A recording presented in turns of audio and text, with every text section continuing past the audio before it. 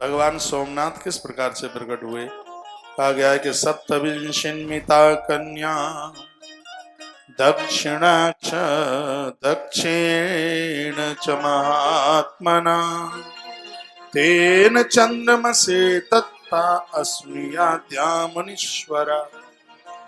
सूत सौनक्षियों को कहते हैं कि दक्ष प्रजापति ने अपनी 27 बेटियां चंद्रमा के साथ विवाह कर दी। 27 बेटियां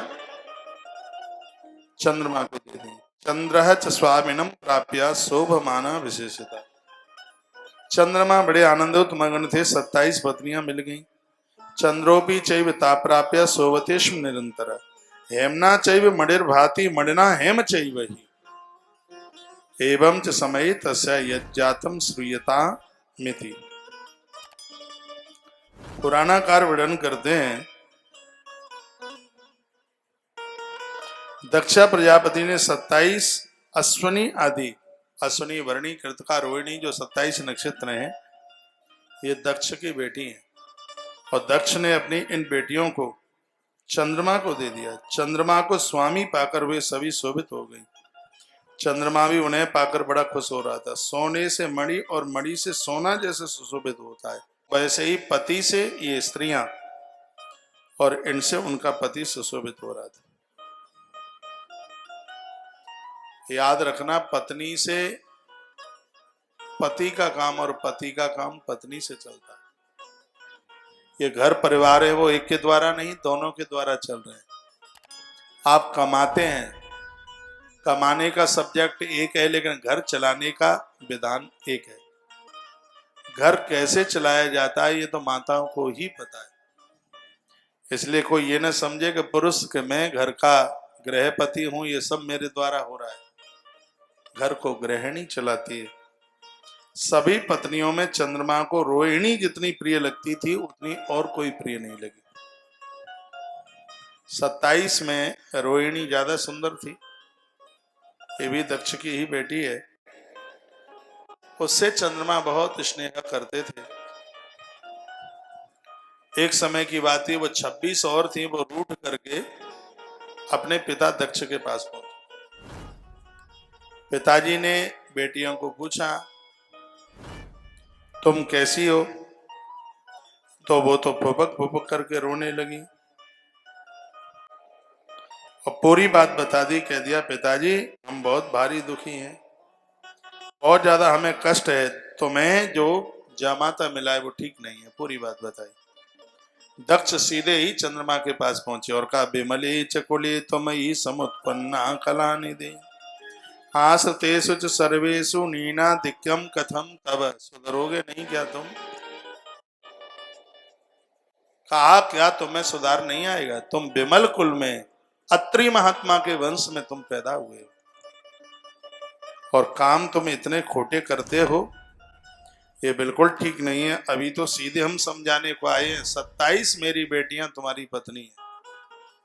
27 के ऊपर पूरा ध्यान दो।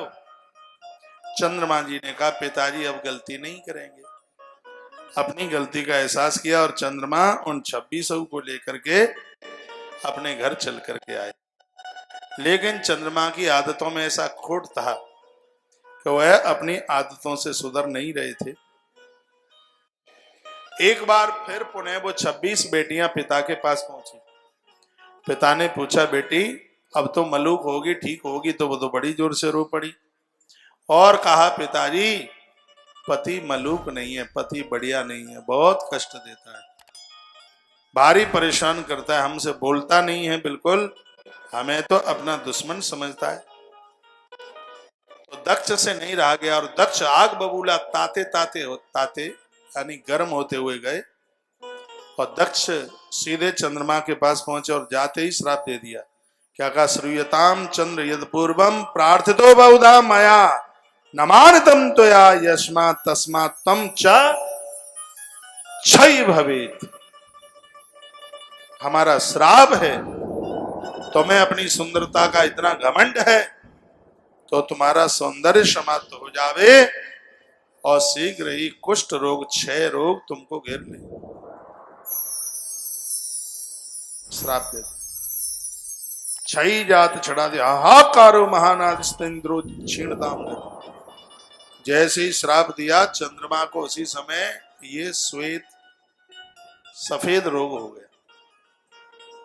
चोटी से लेकर के पैया तक, पांव तक रोग ने उन्हें ग्रसित कर लिया। बहुत ध्यान से सुनेंगे ये बात। चंद्रमा को भारी पीड़ा होने लगी, बहुत कष्ट हुआ चंद्रमा को। और चंद्रमा को ये तकलीफ हो गई क्योंकि चंद्रमा ने गलती करी,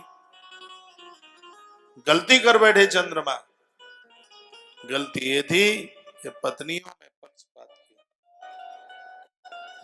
बामर सबसे बड़ी, लेकिन वो एक को ही स्नेह करते हैं, एक को ही प्रेम करते हैं। तो दक्ष तपस्वी तो थे ही। इस ग्रंथ में लिखा हुआ है कि यदि कोई इस बीमारी से ग्रसित है उसको 12 ज्योतिर्लिंग कथा सुननी चाहिए, वर्णन है। और उसमें भी सोमनाथ भगवान की कथा इस रोग के लिए बहुत ज्यादा प्रभावकारी है।